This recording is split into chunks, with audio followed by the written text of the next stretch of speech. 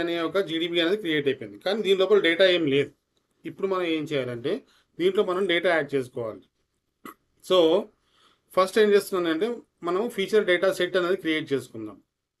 తర్వాత మనము feature data set లోపల ఫీచర్ క్లాసెస్ క్రియేట్ చేద్దాం. సో ఫస్ట్ మనం ఫీచర్ డేటా సెట్ క్రియేట్ చేద్దాం. ఇప్పుడు రైట్ క్లిక్ చేసుకొని న్యూ అని ఫీచర్ డేటా సెట్ అనండి. సో డేటా సెట్ క్రియేట్ చేసుకోవాలి. ఇప్పుడు మనం ఇక్కడ డేటా సెట్ నేమ్ ఇవ్వండి. ఫర్ ఎగ్జాంపుల్ బౌండరీస్ అందాం. తర్వాత డేటా సెట్కి మనం ప్రొజెక్షన్ సిస్టమ్ మెన్షన్ చేసుకోవాలి. సో నేను డిఫాల్ట్గా WGS84 ఇస్తున్నాను. ఇది కాకుండా మీ దగ్గర మీ రిక్వైర్మెంట్ని బట్టి మీరు మార్చుకోవచ్చు. ఇక్కడ సెర్చ్ చేసుకోవడమే, లేదంటే స్క్రాల్ అప్ స్క్రాల్ డౌన్ చేసుకుంటే మనకు కావాల్సింది వస్తుంది. Okay, run.